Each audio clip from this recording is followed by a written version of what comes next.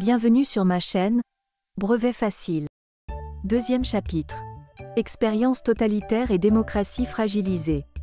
Premièrement, l'expérience totalitaire nazie en Allemagne avec Hitler. Dans cette vidéo, on va apprendre a. Les causes de l'arrivée au pouvoir des nazis. b. Hitler, chancelier d'Allemagne et le Troisième Reich. c. Le régime politique d'Hitler. d. L'Allemagne, une dictature. Adolf Hitler, le Führer. e. La violence en Allemagne nazie.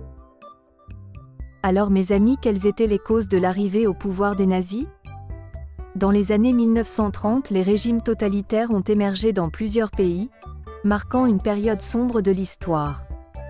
Parmi ces régimes, l'expérience totalitaire nazie en Allemagne, avec Adolf Hitler au pouvoir, est l'un des exemples les plus frappants. L'arrivée au pouvoir des nazis en Allemagne a été précédée par une série de crises économiques et sociales qui ont créé un climat de mécontentement et d'instabilité.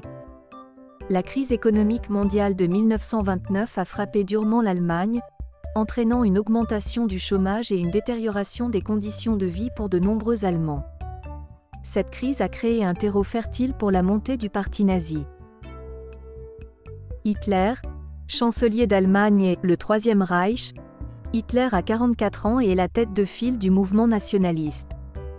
Il a déjà fait de la prison pour un putsch manqué et publié Mein Kampf, en 1925, qui sera le manifeste de son idéologie raciste.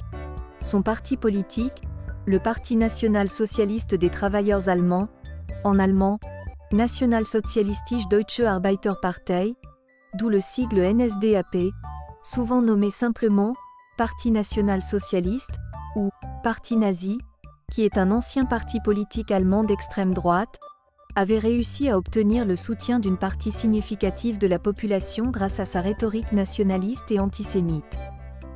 Le 30 janvier 1933, Hitler est nommé chancelier d'Allemagne par le président de la République de Weimar, Paul von Hindenburg.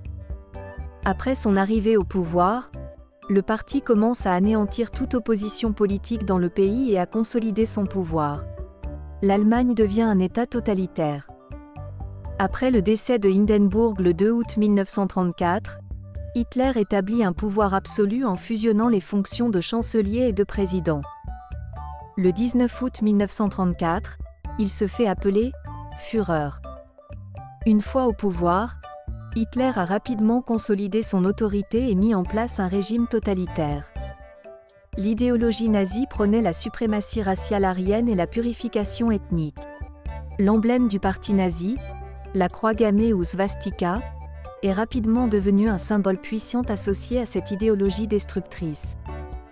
Vocabulaire, chancelier. Le Premier ministre en Autriche et en Allemagne.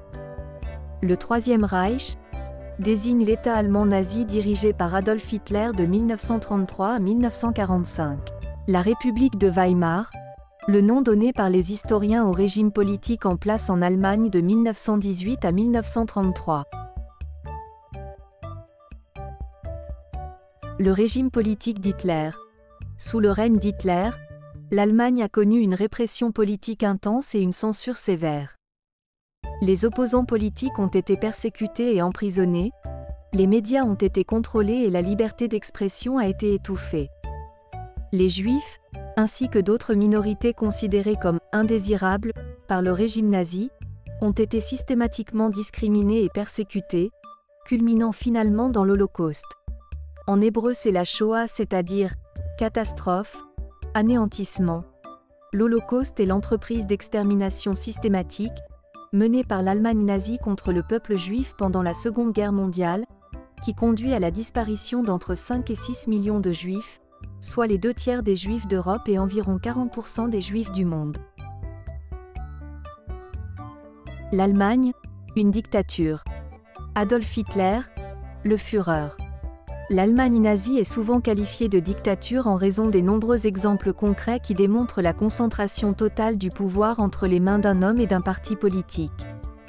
Tout d'abord, Adolf Hitler, en tant que leader du Parti national-socialiste des travailleurs allemands, NSDAP, avait un contrôle absolu sur le pays.